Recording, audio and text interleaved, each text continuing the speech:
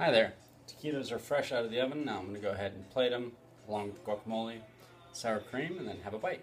Because a good chef always tastes their food. So I got my plate. Now I got my taquitos. Got the spatula. I'm going to go ahead and dish them out. Hopefully not making them look or mess up too greatly. So the one thing that after I looked at these when I got them out of the oven, they look a little bit closer to enchilada than taquito, and technically, you could call this enchilada or taquito.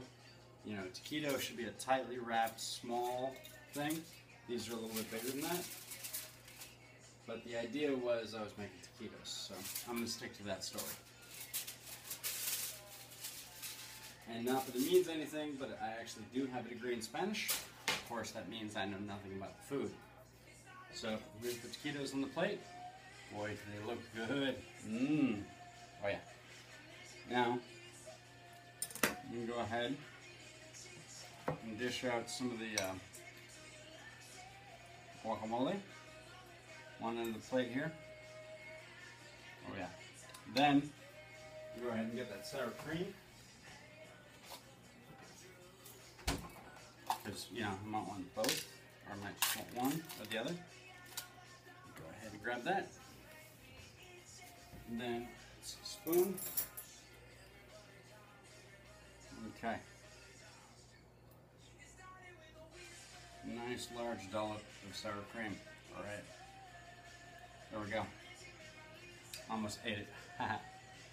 Because, I was thinking about yogurt, and of course, that'd be good. But sour cream, nah, not so much. So,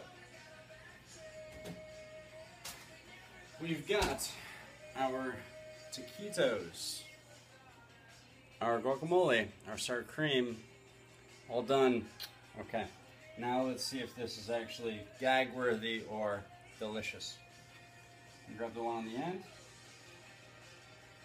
I'm going to repack it a little bit because it's far too loose.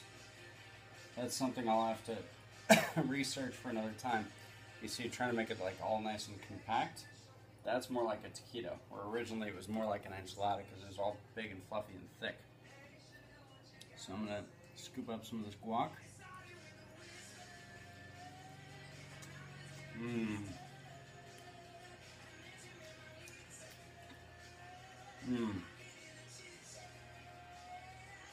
That is really good. Wow. Alright.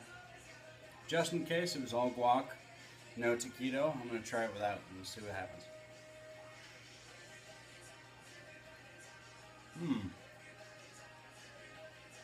That's good.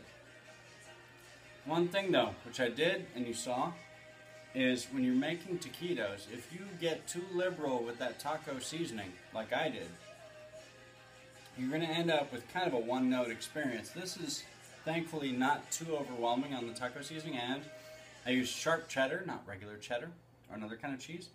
So that really shines through as a good counterpoint to the chicken sauteed with the garlic and the onions. This is fantastic. I'm going to try it with the sour cream.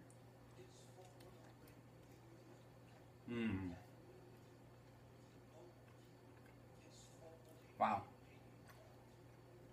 This is delicious. Either way, it's all good. I'm going to have some more guac. So yeah, like I said, let's see. So we started off making some chicken taquitos, and we kind of summarized the process here. So,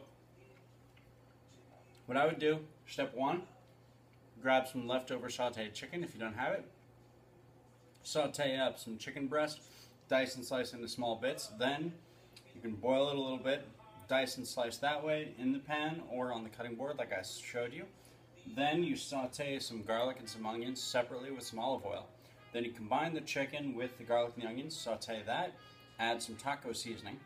Then your taquito filling is basically done.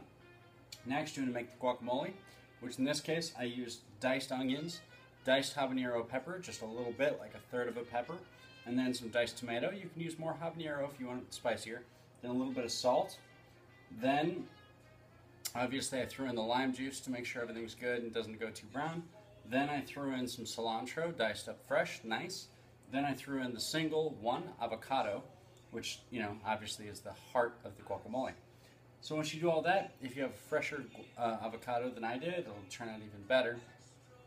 Combine that on a plate with the taquitos, with the guacamole and the sour cream. You're talking about an amazing, incredible lunch. People will totally appreciate and respect the fact that you made this dish from scratch rather than grabbing it out of the freezer, throwing it in the microwave for 5 minutes. Bon appetit.